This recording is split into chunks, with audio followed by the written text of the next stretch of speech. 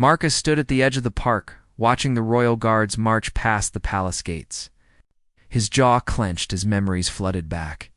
5 years ago, those same guards had dragged him away from the palace steps. When he tried to deliver a petition about his father's wrongful dismissal, they had laughed at him, pushed him to the ground, and told him a commoner like him had no business near royalty. The humiliation still burned in his chest like hot coals. His German shepherd, Rex, sat beside him, ears alert and eyes focused. Marcus had found Rex as a puppy abandoned in an alley 2 years ago. The dog was skinny and scared, but something in those intelligent brown eyes caught Marcus's attention. He took the puppy home, and from that day forward, they were inseparable. Rex became more than a pet. He became Marcus's companion, his friend, and soon, his tool for revenge. Marcus began training Rex with a specific goal in mind. Every morning at dawn, they would go to the abandoned warehouse on the outskirts of town. There, Marcus set up training equipment and dummies dressed in red uniforms, similar to the royal guards.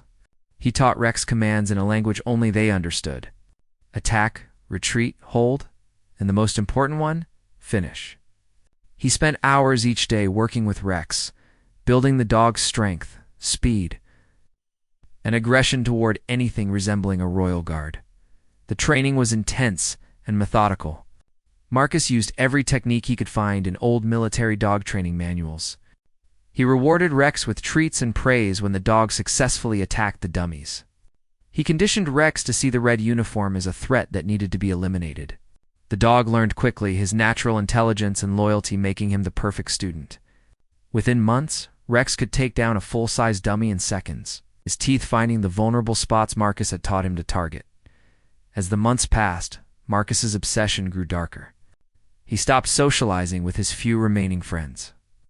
His small apartment became filled with newspapers clipping about the royal family and their guard schedules. He mapped out their patrol routes, timing their movements down to the minute. His sister Emily visited once and was horrified by what she saw. She begged him to let go of his anger, to move on with his life, but Marcus refused to listen. He told her she didn't understand, that the guards needed to pay for what they had done to their family. Rex grew into a powerful dog, his muscles rippling under his dark coat. But something else grew too, something Marcus didn't notice. Despite all the aggressive training, Rex remained gentle with children who came near them during walks. He wagged his tail at elderly people and never showed aggression to anyone unless Marcus gave the command. The dog had learned his lessons well, but somewhere deep inside, his true nature remained untouched by Marcus's hatred. The day finally arrived when Marcus felt Rex was ready. It was a cold November morning, and fog hung thick over the city streets. Marcus dressed in dark clothes and attached a special leash to Rex's collar.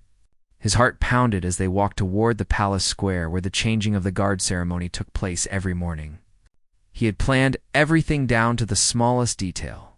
The crowd would provide cover, and in the chaos that would follow, could slip away before anyone identified him. As they approached the square, Marcus felt sweat forming on his palms despite the cold air. Hundreds of tourists gathered behind the iron barriers, cameras ready to capture the ceremonial march. Rex walked calmly beside him, unaware of what his master had planned. Marcus positioned himself near the front of the crowd, right where the guards would pass closest. He could see their red uniforms in the distance, bright against the gray morning, but as they waited, something unexpected happened. A little girl no more than 5 years old broke free from her mother's hand and ran directly toward Rex. Before Marcus could react, she threw her tiny arms around the dog's neck. Rex's tail immediately started wagging, and he gently licked the girl's face. The mother rushed over, apologizing profusely, but Marcus barely heard her. He watched in confusion as Rex responded with nothing but gentleness and affection. The moment passed, and the guards began their march. Marcus's hand tightened on the leash. This was it. Years of planning, months of training, all leading to this moment. The lead guard, a tall man with a stern face and medals on his chest, marched at the front. Marcus recognized him as Captain Williams, the same man who had ordered his removal from the palace steps 5 years ago. The hatred surged back, hot and demanding, Marcus bent down and whispered the attack command in Rex's ear. The dog tensed, his training taking over. But then, something strange happened. Rex looked up at Marcus with confusion in his eyes. The dog had never hesitated before, but now he seemed uncertain. Marcus repeated the command, more forcefully this time. Rex took one step forward, then stopped. The guards were getting closer, just meters away now. The crowd pressed in around them, everyone straining to see the ceremony. Marcus felt panic rising in his chest. Everything was falling apart. He had one chance, one moment to make them pay for what they had done to his family. He grabbed Rex's collar and prepared to give the final command. The one that would unleash all the aggression he had built into the dog over months of brutal training. His lips formed the word, but before he could speak, something caught his eye. Captain Williams had stopped marching. The entire formation halted behind him. The captain was looking directly at Marcus, and there was recognition in his eyes. Time seemed to freeze as Captain Williams stepped out of formation and walked toward Marcus. The other guards maintained their positions, but confusion rippled through the crowd. Marcus's mind raced. Had he been discovered?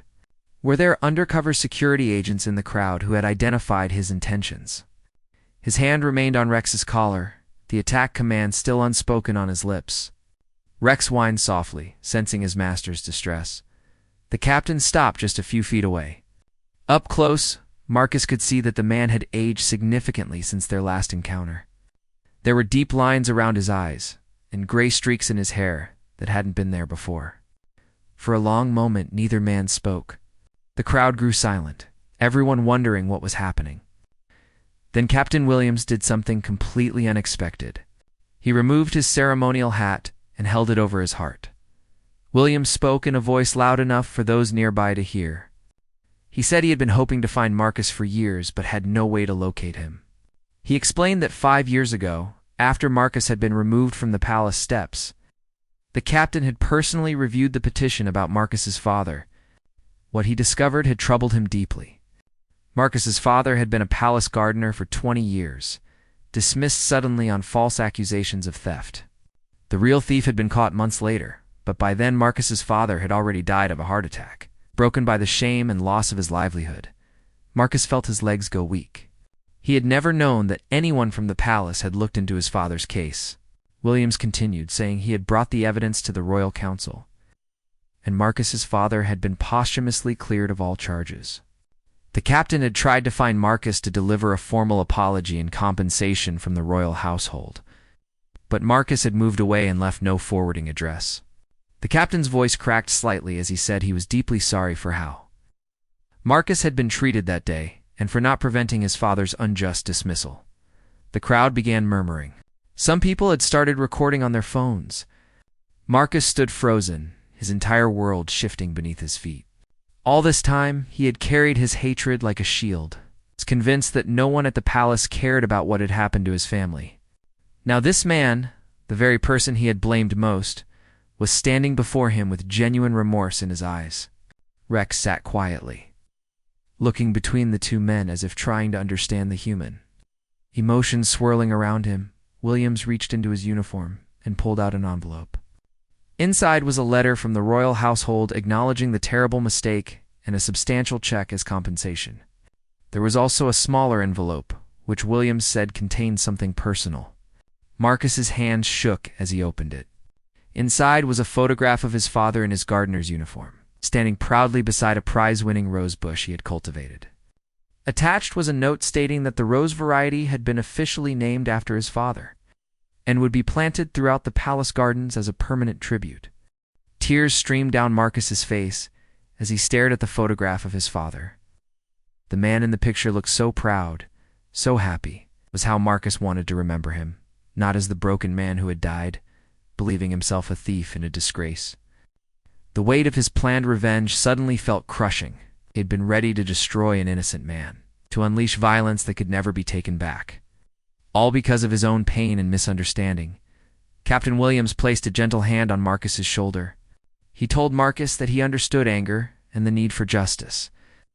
The captain himself had lost a brother to a drunk driver years ago and had spent months consumed by rage. But but he learned that carrying hatred only poisoned the person holding it. He said Marcus's father had been a good man who deserved to be remembered with honor, not to have his son throw his life away on revenge. The captain's words were simple, but they cut through years of Marcus's carefully constructed fury. Rex suddenly pressed against Marcus's leg, sensing his emotional turmoil. The dog looked up at him with those same intelligent eyes that had captured Marcus's attention in the alley 2 years ago. In that moment, Marcus saw clearly what he had tried to turn Rex into. He had taken a creature capable of pure love and loyalty and attempted to twist it into a weapon of hate. The shame hit him like a physical blow. He dropped to his knees and wrapped his arms around Rex, sobbing into the dog's fur, while the crowd watched in confused silence. Williams gave Marcus time to compose himself. When Marcus finally stood up, his face was red and his eyes swollen, but something had changed in his expression. The hard edge of anger had softened into something more human. He looked at the captain and struggled to find words adequate to express what he was feeling. How could he explain that he had spent months training his dog to attack this very man?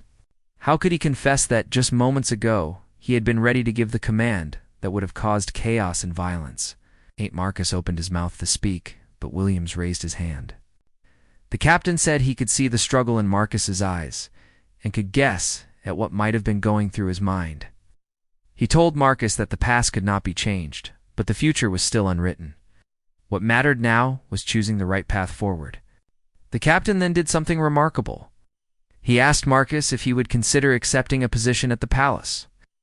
Working in the gardens alongside the team that maintained his father's memorial roses, he said it would be an honor to have the son continue the father's legacy. The offer hung in the air between them. Marcus looked down at Rex, who wagged his tail encouragingly. He thought about the warehouse, the training dummies in red uniforms, the months of building hatred and planning violence. Then he thought about his father, who had loved his work and found joy in making beautiful things grow. He thought about the little girl who had hugged Rex without fear, seeing only a friendly dog despite all Marcus's attempts to create a monster. Marcus accepted the captain's offer with a trembling voice. The crowd, finally understanding that they were witnessing some kind of reconciliation, began to applaud. The other guards remained at attention, professional, despite the unusual interruption to their ceremony. Captain Williams smiled for the first time. Marcus noticed how it transformed the man's stern face into something warm and approachable. They shook hands, and flashbulbs popped as tourists captured the moment. In the weeks that followed, Marcus began working at the palace gardens. His supervisor was an elderly man named George, who had worked alongside Marcus's father for 15 years. George's eyes had filled with tears when Marcus introduced himself. The old gardener shared stories about Marcus's father that he had never heard before. He learned that his father had been beloved by the entire staff, known for his kindness and his incredible ability to coax life from even the most stubborn plants. George showed Marcus the section of the garden dedicated to his father's memory, where dozens of the namesake roses bloomed in shades of deep crimson and soft pink. Rex came to work with Marcus every day. The palace staff quickly fell in love with the gentle German shepherd.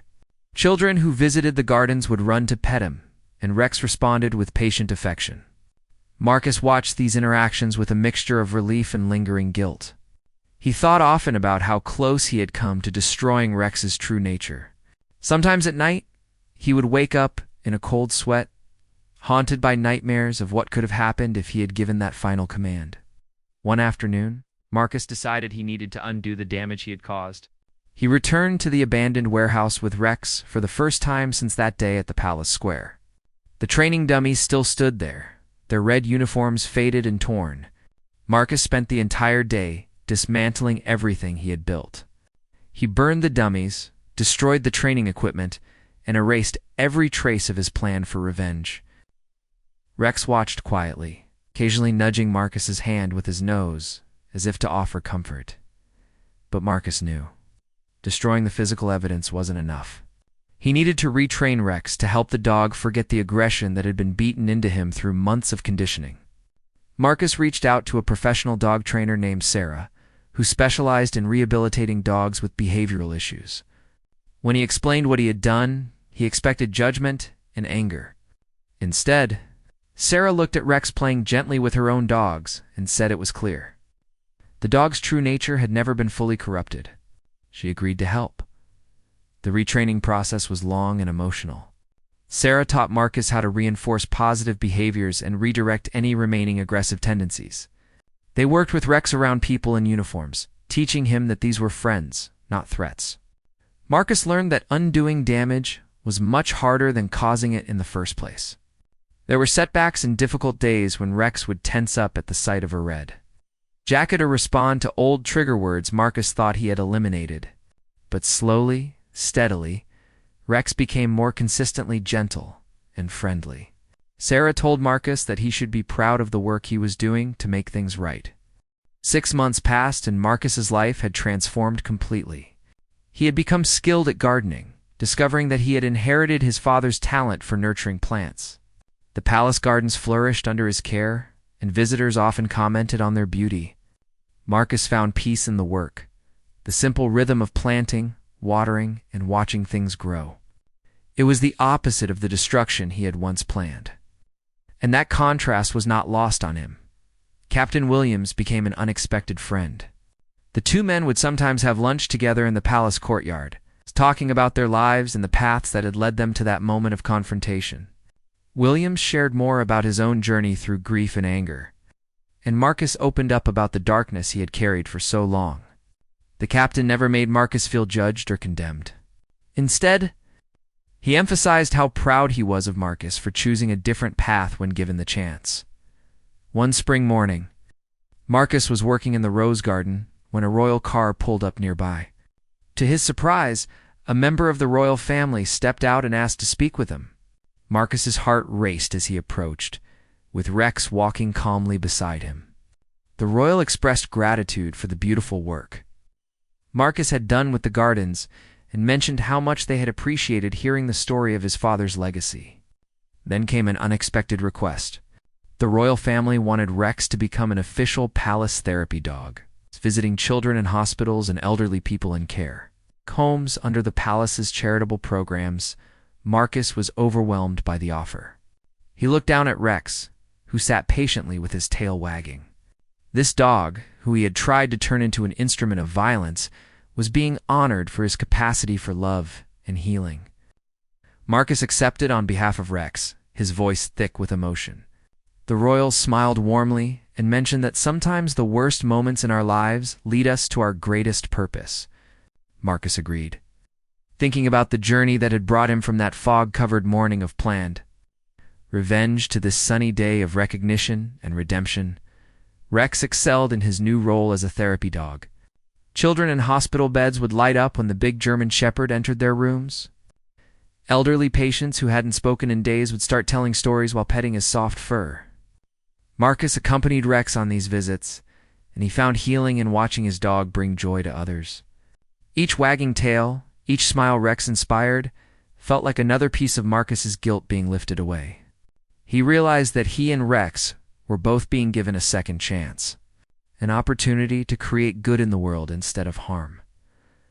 On the anniversary of his father's death, Marcus stood in the memorial garden with Captain Williams, his sister Emily, old George the gardener, and several palace staff members who had known his father. Rex lay quietly at Marcus's feet, as they placed fresh flowers by the plaque bearing his father's name. Marcus finally felt the weight of his anger completely release its grip on his heart. He had learned that revenge would have destroyed him just as surely as it would have destroyed its target. Instead, by choosing forgiveness and positive action, he had honored his father's memory in a way that violence never could. Looking at the roses blooming around him and feeling Rex's warmth against his leg, Marcus understood that this was what his father would have wanted all along. Not revenge, but growth. Not destruction, but creation. Not hatred, but love.